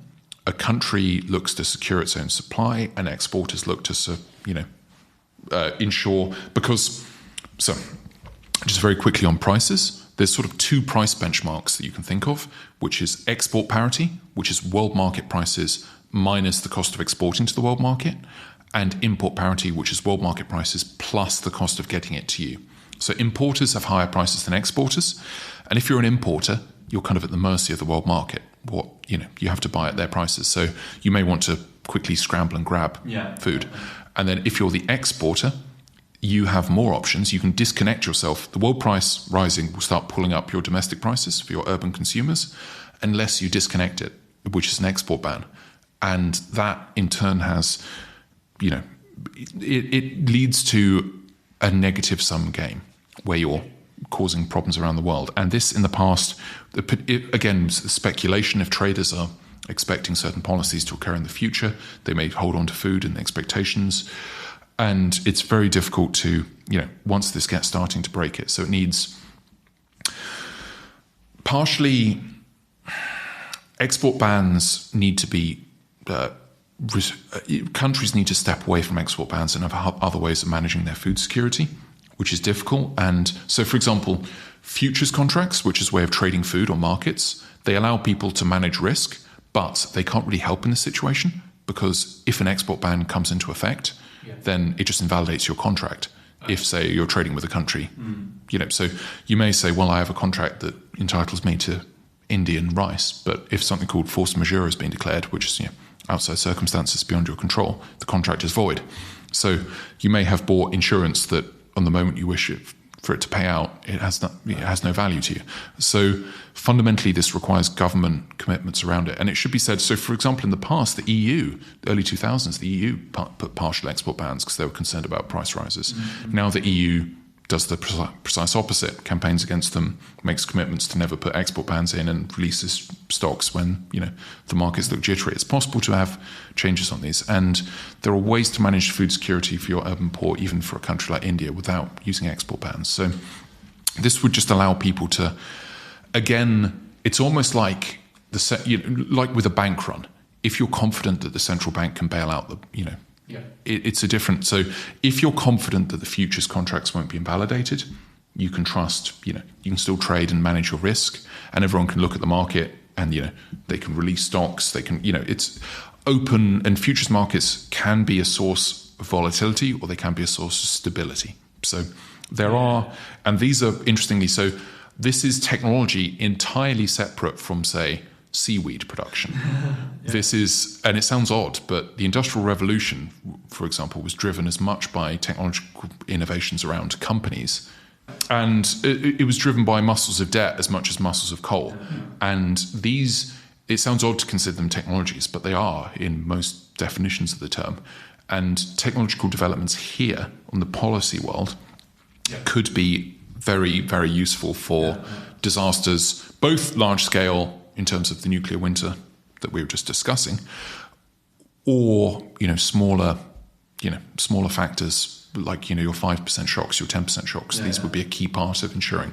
And this is the thing where, indeed, in our responses, we're envisaging a huge role for the private sector.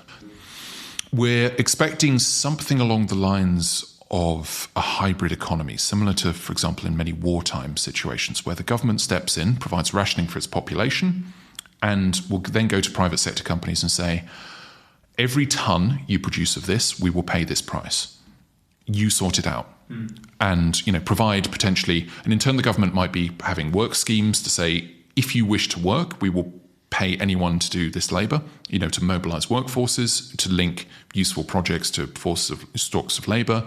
Potentially there may be government directly taking control of certain aspects, but there's highly likely that the private sector, and we'd want the people who know how to grow crops best are farmers. We are not going to go around and tell farmers these things. We're not telling them literally what to plant. But the point is, this will be a very weird situation for farmers. They need information. They need to know, this is what the climate is going to do. If you put maize in the ground, the conditions today are fine. 7 months, it will be frozen. It will die. We need to get wheat in the ground now. So talking, with giving support, giving extra finance, unlocking, but it certainly won't be a command system where the state is telling, seizing every farm and telling people what to grow. Yeah. That is the precise opposite. We're trying to use individual initiative combined with, the planning and advice and policy needed. Well, it's probably also the case, right, that as much as AllFed's work is useful in kind of like predicting, future scenarios and what there might be, there is presumably just an insane amount of uncertainty still about what will actually happen, right? If there is there's this huge kind of global shock to food supply and what kind of causes this. So you probably want to have a lot of like experimentation going on, right? And not be very prescriptive in what farmers have to do, right? But let people experiment kind of on their own and then see what works and what ends up being economical and what doesn't. Exactly. And we can model this as much as we can, but there will be things we will miss. There will be friction as the plan develops. Every plan suffers from this. So we need it to be able to fail gracefully. That is one of the factors. And the more resilient foods we can find that are credible, the more research we can do to prove they're credible and build capacity beforehand, the more slack we have and the more that can go wrong while still people are fed. Yeah. And that's the fundamental issue where, we need this surplus to feed through, and we need, as well as the policy, to be there so that it's affordable and cooperation can be maintained. Yeah. I guess this points to a set of questions to close off this conversation, which are questions about what we can do now along practical or policy lines to put us in a better prepared place. You mentioned advanced commitments around biofuel mandates, and I guess the other one you just mentioned, if I'm hearing you right, is, well, maybe we could spend a bunch of resources to scale these things up and test them out and just get a load of valuable information from doing that, if nothing else. I mean, in the terms of certain budgets, this would be fairly small amounts of money. Probably the order of magnitude is approximately 10 to 100 million for US dollars to launch a test project, a pilot for industrial foods and then once that's complete, and if that works, then you're ready for commercial and the private sector can take over. So this might be where public-private partnerships could be of great benefit, and particularly just maybe even a proven technology, but scaling it, seaweeds, seeing how fast you can switch seaweeds from varieties, because you may wish to, for example, cultivate commercial varieties today and switch to food varieties in the future. Just testing so that, okay, fine, they seem to work in, these things work in, greenhouse type conditions, inverted commas. Do they work when we actually, when we chuck them off the coast of the UK? Yeah. Does it perform there's no reason why it should perform lower than, say, where they are today, but is there something weird that we haven't considered? And so just doing this in advance could have huge benefits for not too much money. And so there is benefits for seed capital here, but this is where AllFed, we're thinking of ways this can be done, and we have a list of projects that we're pushing forwards, and we try and push them forwards to this stage. But this is where we're looking for external partners, and particularly for the public-private partnership, it might be a government looking to partially fund it alongside an industry where they're interested in this in the present day, or other options. So there are there's ways this is moving forward already. There's ways it can certainly move forward faster with a bit of support. Yeah, are there any example projects you want to highlight there? Yeah, so one thing in particular, so there's, two things to highlight, I guess, would be single-cell protein, which is the production of protein from natural gas. It would be great to see more test plots here and seeing, just as this develops, but this is already occurring to a degree, but more locations would be interesting, and just trying to get this integrated into commercial systems. But one of the really interesting possibilities that was, in fact, the initial research done by some people at AllFed, whose work was very interesting, was cellulosic sugars. You can convert a cellulosic ethanol plant quite quickly, because all you're doing is taking out the last step where you ferment the sugar into ethanol. But imagine you're trying to scale it. What you need is a way of producing a load of wood pulp and then using enzymes to crack it and break it down. So you have 80% of the capital in a paper mill. So a paper mill gets you almost there. And funnily enough, we would still need paper and cardboard post-disaster for various uses, but we would, there's significant surpluses. And at the moment, there's some paper mills which are struggling because, cardboard is in high demand, physical paper in low demand. So there's a bunch of idle paper mills. And this is where, for example, we'd be looking to partner and be very interested in there's a small amount of capital which you would add to the end, where you could have effectively either diverting into paper or into cellulosic ethanol, or take out the last step, cellulosic sugar. So you may have, and this is where the economics will need to sit down and calculate, but certainly post-disaster, this would make a lot of sense to do financially. And the test would firstly be working out how fast can we integrate this? How practical is it to integrate this final 20% of the capital into the production process to produce the sugars? And the next stage is it commercially viable to do this? Cellulosic ethanol at the moment is struggling because oil prices are low. Yeah. There may be niches for it. It's difficult to do. But if you have a paper mill, so in Brazil, almost all sugar mills produce either sugar or ethanol, and they can divert between the two. In fact, they produce both at the same time, and they have maybe they can go 60%, 40% and flex between the two. So depending upon which price is higher, they adjust. And you could potentially have a paper mill doing the same, where it's a paper mill when prices of paper are worth it.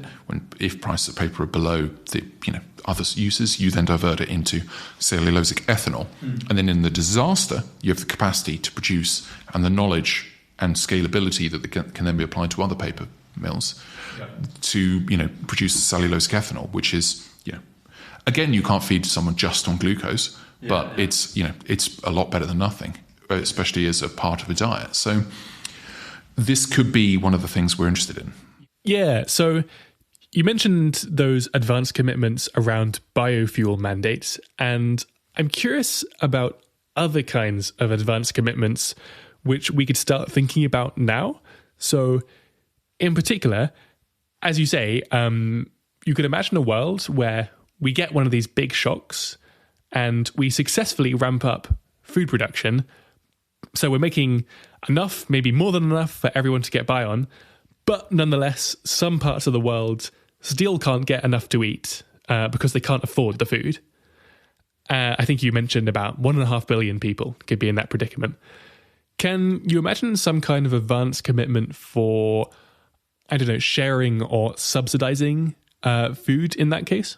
I would say that, there's probably two aspects there. One is the pure affordability, so we need direct subsidies for the poorest, and the other is commitments and understandings around what restrictions, potentially market or otherwise, on food fed to meat, food fed into animal systems. There could be some still occurring, and there may be reasons why you'd want to do this on a small scale. But, for example, dairy, you actually get a profit. You need to, when cows are, at the peak milk output, you need to top up their feed a little bit, even if they're on a grazing system. But overall, you get a big profit in terms of calories in versus calories out, human edible. So there may be reasons why you still want to do it on a limited scale. And there may also be reasons why small amounts of meat production may, for a number of reasons, governments may demand to retain it. But commitments around that could be very useful. Just saying, okay, and functionally, well, again, this is, not great for something that vegetarians may not like to consider. There is a reserve of food contained in the animals because we have an equilibrium rate of slaughter. If we destock, we can get more food in short notice. Yeah. And funnily enough, looking back in the past, the year without summer, Tambora, one of the counterintuitive things was the price of meat fell. Price of crops surged, price of meat fell. Meat was still more expensive than crops, so you weren't subsisting off meat. But the point was people couldn't afford to keep animals for feed, grazing was falling, etc. So they were destocking. This will happen naturally, but it may be sensible for governments to support farmers in doing this because farmers can then, be not feeding feed to animals. Right. So, but yes, the commitments around the subsidies will need to be, it's not a large amount of money. This isn't going to be, we haven't, the calculations are still ongoing, but it's, in hundreds of billions level. So beyond the capacity of poor countries to pay for, but well within the capacity of developed countries to support. However, I should stress this is a complicated factor because in this scenario, presumably there has been a nuclear war. So this may not be, for example, America may suddenly be devastated. And this is where the economic modeling, we're building it up in layers. We don't want to go for a huge like we're talking about with general equilibrium modeling is very difficult. We model the full system together.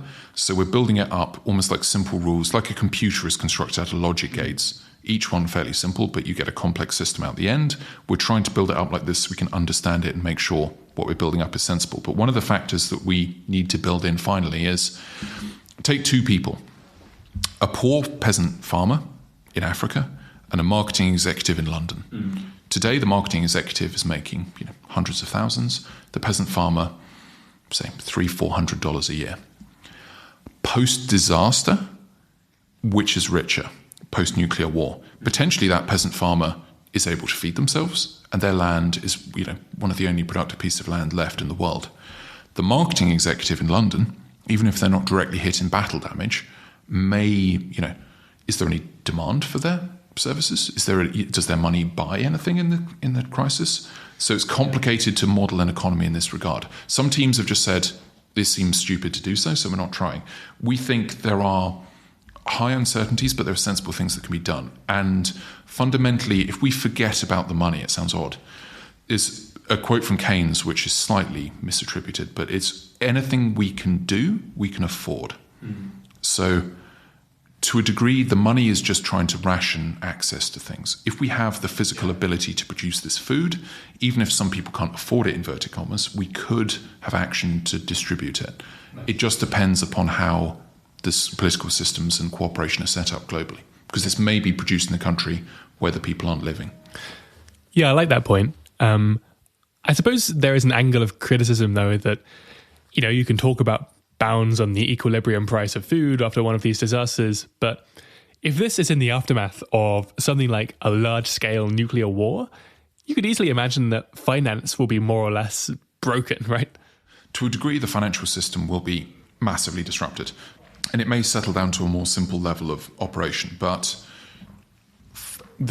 and it is our hope. And again, this is the kind of thing that ties into what other EA research on the more macro strategy type things occurs. There still should be a way to, for example, coordinate, receive payments, guarantee. There will be some system in place to hopefully to trade and exchange, and we think that can be maintained. Yeah, so just as a final question here, and kind of as a way of demonstrating that this isn't a game of coming up with, wacky sounding ideas and just assuming they'll work, were there any really interesting ideas which didn't quite pan out for you? Yeah, so there have been a chunk where it just seems like they're not going to be as effective as we hoped. Seaweed is one of these categories where it looked like it could feed everyone. Now we've scaled it back to a useful but not doesn't stand alone technology. And for example, there was hopes around mushroom cultivation, which didn't pay off. Artificial light is one that people immediately jump to, but simply if we devoted all electricity in the world to artificial light, we couldn't get enough grain to even feed people minimum calories. Right. Artificial light, and this is where you hit, we can, on the affordability, there's different measures depending upon how you calculate it, but fundamentally, that is not affordable. If you don't have enough food for everyone, it is unaffordable. No subsidy can get you out of that situation. So there are some where, yes, it looks hopeful, but it's difficult. That you can, for example, produce food simply from electricity alone, but it is much more expensive. The feedstock, much like fuel is, hydrocarbon fuel is cheap because it contains, it's almost like, it's sunlight locked into it. We need some source to access that will lower the cost. And again, in terms of carbon output post-disaster, this won't be significant. It's more cracking this open than actually worrying about, and it would be only for the length of the disaster. So It's not significant volumes of fuel, it's more our ability to process it is the problem. So let's move on to final questions then. So there's 3 questions we by now always like to ask at the end of the interviews. And the first one is what is a significant thing that you've recently changed your mind about and why? Well, so I'm fairly new to EA, and unlike many EAs, I do still eat meat. But I have to say, one of the things that I've changed my mind on is, I knew factory farming was bad. Every time I encounter anything to do with factory systems around farming, in terms of animals, I discover again how, for example, even, shrimp, farming, where I was thinking, well, okay, aquaculture seems to be fairly efficient and shrimp have a fairly low level of cognition. But no, even, the treatment of shrimp is pretty damn bad ethically. And so one of the things I have been doing is moving, and I'm pretty sure I'm going to end up vegetarian, despite, I acknowledge that the taste is excellent and maybe there's small amounts of ethical consumption of meat in niche cases that can occur, but really I'm going to end up vegetarian, I'm pretty sure. So that's one of the things I've changed my mind on. And again, we haven't really discussed this, and in fact we've been discussing the consumption of meat simply because people are concerned primarily in AllFed. But one of the difficulties today, independent of the food security, is if there's a conflict between a small extra cost for production versus stacking misery on animals, farmers are forced to stack misery on the animals by the market, which is something which there is an opportunity there for action. There is a government, the governments can regulate. The EU is finally getting around to doing this for factory farming. California has passed laws. And these, I think are underappreciated. They're certainly a big part, not necessarily on the food security side, but, they are a very important thing in the food system, which I didn't appreciate the degree to which this was the case, even working as an agricultural economist, for many years. So this is something, I have to say the work of EAs in this regard is very impressive. Nice. Second question is, what 3 books or films, podcasts, whatever, would you recommend to someone listening to this who is curious about finding out more? So, again, if you want, I would recommend reading over potentially some of the papers, such as Coop 2019, if you want to see, about the nuclear winter and fundamentally what we're struggling with. There's the book of our founder, Feeding Everyone No Matter What. But that was the initial pass, and since then, some of the, for example, mushrooms and that seem to be less promising than they were initially. And we're potentially going to write a blog or books around these issues and try and lay it out for people. So it's a touch out of date, but still very, very relevant. Though beyond that, I'd recommend maybe a few other things. Energy and Civilization, I really like, which is a book by Václav Smil, and basically lists fundamentally, again, thinking of the food system as a flow of energy and why, it's capped and constrained humans, the effort needed, just, time for tasks and how that, and it really helps just understanding, industrialization and why certain tasks are industrialized. And it sounds weird, but just how long people spent spinning cloth. Right. Like 60% of waking hours for women was spent spinning cloth, just into yarn. Yeah. And then just when you had to make all your clothes by hand. Yeah. And it was why, elaborate clothes were such a fat, over the top show of wealth. Yeah, yeah. But I guess beyond that, in nuclear issues, though I'm throwing far too many books at you here, Command and Control by Eric Schlosser was very interesting, just as an overview of how, you might say this seems mad, but very smart people and huge, lifetimes, so many lifetimes of human effort have been devoted to creating nuclear weapons, thinking about their use, pointing them at each other, and, we came very close to disaster. Yeah. Several times. And I mean, obviously with, many publicized cases like in EA of this, like Stanislav Petrov, but, we came really close to the brink and we need to think about this still. And I guess finally, there was a guy, Neil Halloran, who does videos. He did a very good video showing estimating the deaths in a nuclear war. He talks briefly about just the potential of a nuclear winter, but doesn't even, at that point there was no research. There still hasn't been full research published. It's still in preprint in terms of the expected fatalities, but he just simply discusses it and talks about direct deaths and other things. And talking in billions and millions, it's very easy to lose, the individual human factor. And his video again on World War II was very good at this. He's excellent in presenting these ideas, but showing the people that build up into, the deaths that we're projecting. And we're saying, well, we can keep it to just battle deaths. That's still hundreds of millions of people. And this would be the worst thing ever to have happened to humanity at that point. And we'll obviously include links to all of those in our write-up. But moving on to our last question then, how might people get involved with this research or with AllFed in general? And in particular, are there any specific areas or kind of research questions that you would like to see more people working on? Yeah, so AllFed is working on these food security issues from an EA point of view. There are other groups working on food security issues today, but AllFed is more looking at, the under-researched efforts. And currently we're looking to hire all kinds of people, including, for example, admin staff. So we need to organize projects. We need to, as we're growing, we need to keep things focused. So there's many different positions beyond direct research, but also in research, people who can code. It sounds weird. Python and R is absolute gold dust at the moment to us because we're looking at modeling, for example, on these GIS systems, like the global information systems, where we're, modeling a complicated system on grid cells. If you can do that kind of work, we'd love to have you. Political scientists, economists, more engineers, all kinds of people. One of the things of food is it touches, and it's production, trade, distribution, it touches huge numbers of areas. So we need a huge number of specialties. And this is where AllFed over time has branched out from the initial engineering focus to include these areas, and it's continuing to expand. Cool. And I think I'll also flag that I think AllFed has submitted a bunch of questions like these to the Effective Thesis project.